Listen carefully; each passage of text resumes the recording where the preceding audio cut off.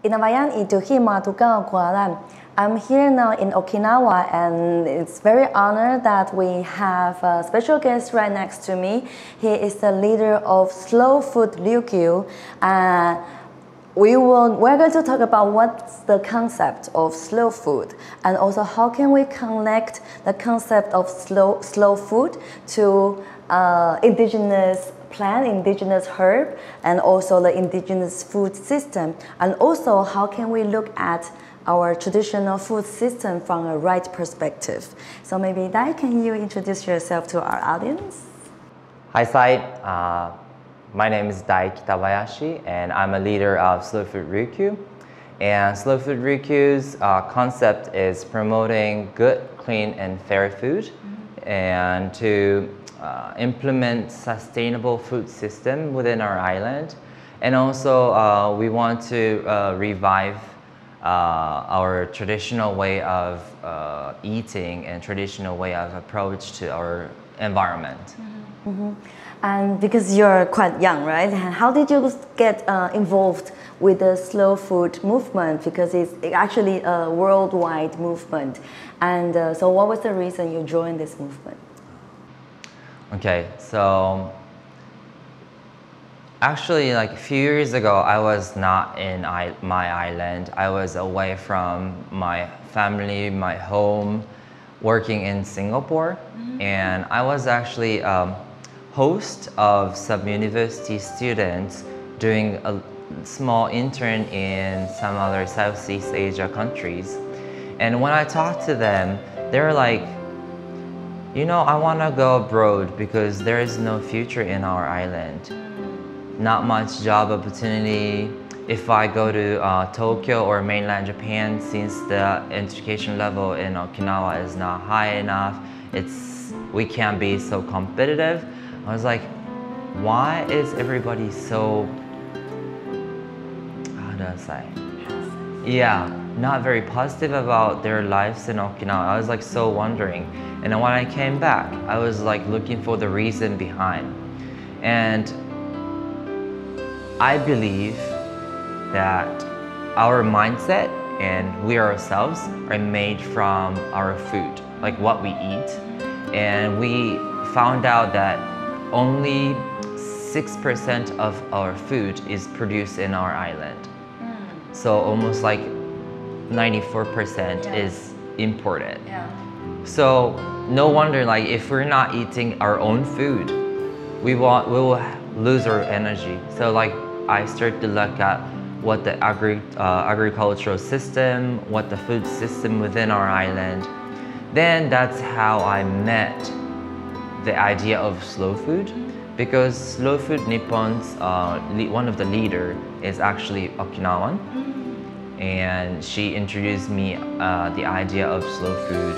And after I got to know, only 4 months after I got to know about this movement, I was in Italy for a conference and get to know what real slow food is. Yeah.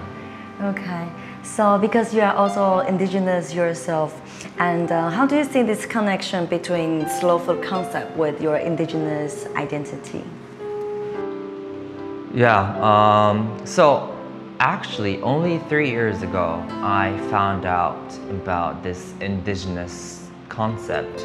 And yes, I always knew that I wasn't a Japanese, I was more an Okinawan.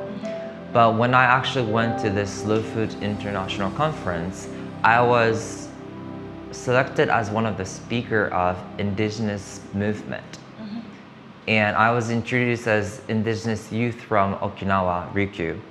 And I was like, okay, now I can see myself as indigenous youth.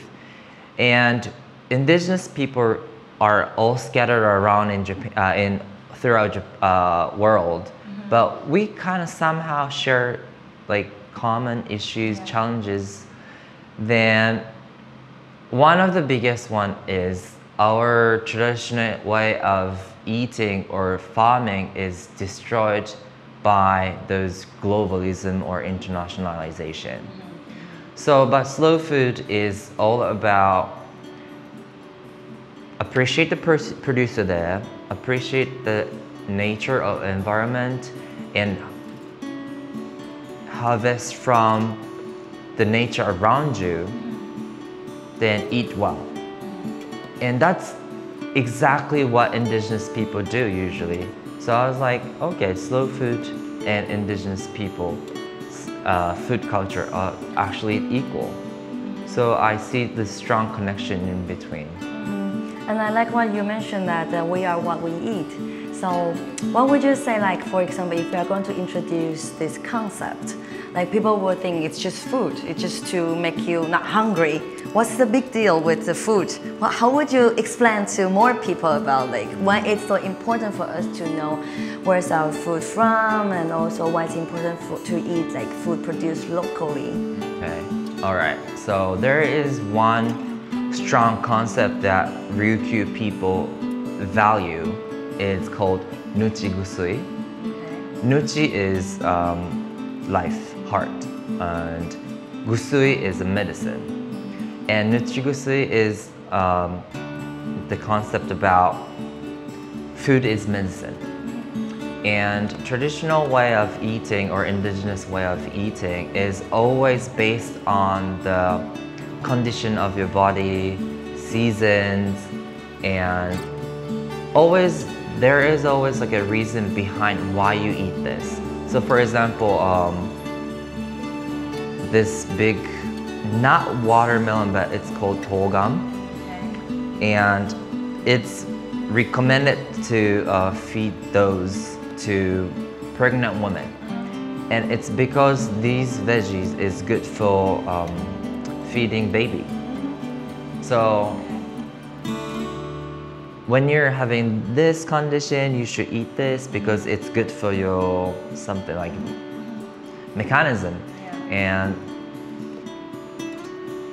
traditionally, those idea was developed based on the food around you, because not much of like importing, exporting, and it wasn't convenient enough. So they need to experiment all these veggies around you to come up with like the best way to diet, your diet. Yeah.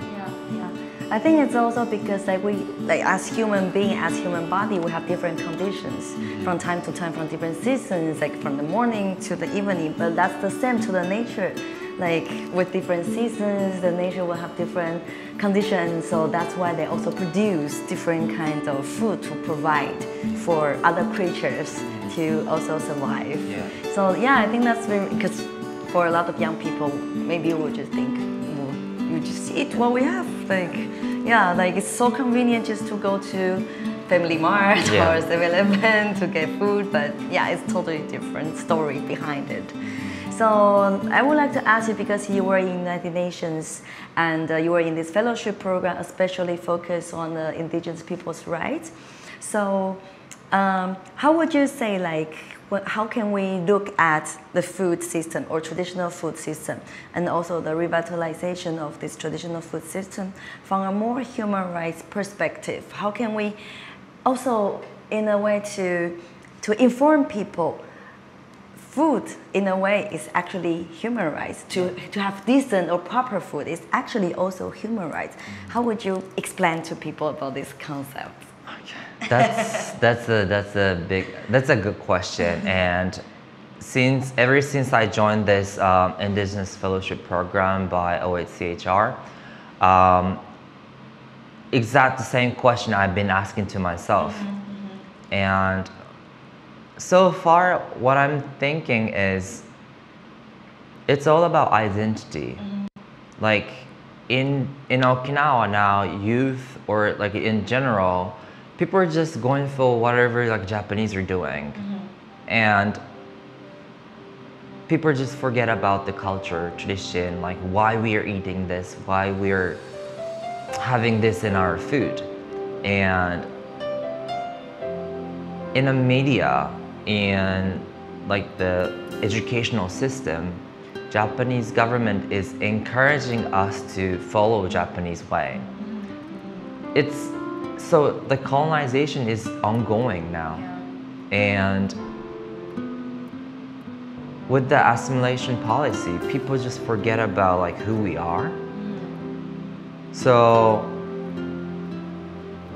when we talk about human rights, when we talk about we're indigenous, we would look back what we used to have and what we should preserve.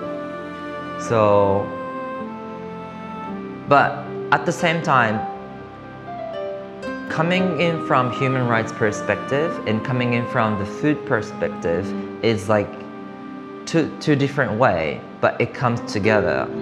And why we talk about food is you eat food every day somehow, and then if it's good food, people want it, like people will go for it. So when we talk about good food, which is good for you, for your body, and good for the environment, I think we can attract more people. But at the same time, when we talk about identity, we can think about like why we're losing our identity and what happened in our history. And for example, recognition of indigenous people would protect us to preserve our food culture. So those two are actually very close each other.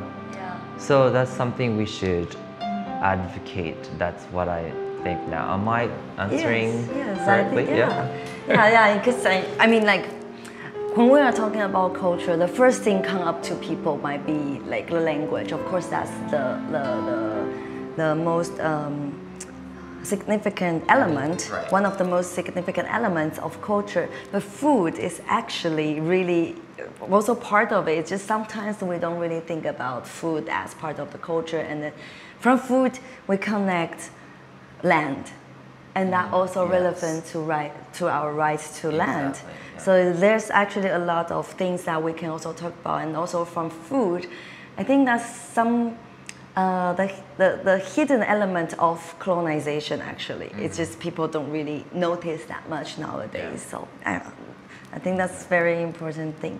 So finally, I would like to ask, as you mentioned about colonization, because as we know in Okinawa, the colonization is not only from Japan, but also because you have like very high percentage of land that is occupied by the military base from the US. So what would you say, like, what's your opinions on this? And also, like, if you can send a message to the younger generation to have them aware, to be aware of this is actually something we should keep in mind, we should be conscious about. Okay. So I think, yes, Okinawan people are actually transferring knowledge in a way better than other area, because even though we have a huge battle in our land, people still transfer knowledge to the next generation. Even though a lot of people were killed and a lot of documents, facilities are burnt down, people still talk about this. There are a lot of people out there try their best to transfer to the next generation.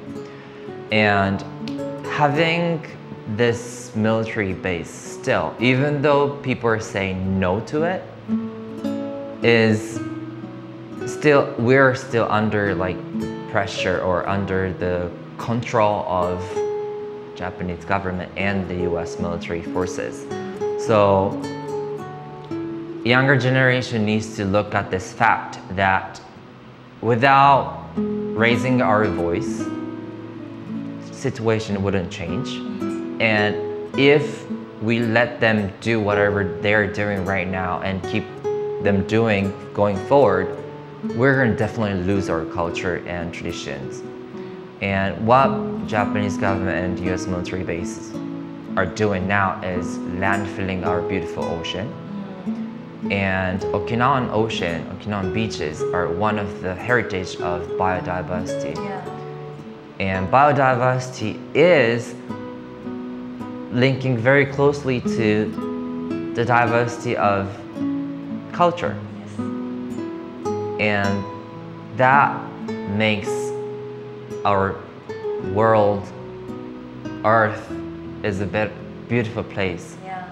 So that's something we should know, and we should keep talking. Yeah. We should make actions, take actions. I think that also we can also link it back to food because we do have this biodiversity. That's why we have diversity of different food to provide to us. So, and then again link back to our identity. And also if everything is assimilated, like, yeah, it would be such a boring world. So everybody eats hamburger. Yeah. Every day. No. Yeah. All right, thank you very much for sharing with us, and hope one day we will have more stories from Okinawa. And also, I think for the audience, our audience in Taiwan, we should really learn more about what's going on in Okinawa and also the culture of the Ryukyu and also different islands, because we're actually very close to each other. Definitely. All right, thank you very much. Thank you very much. Thank you.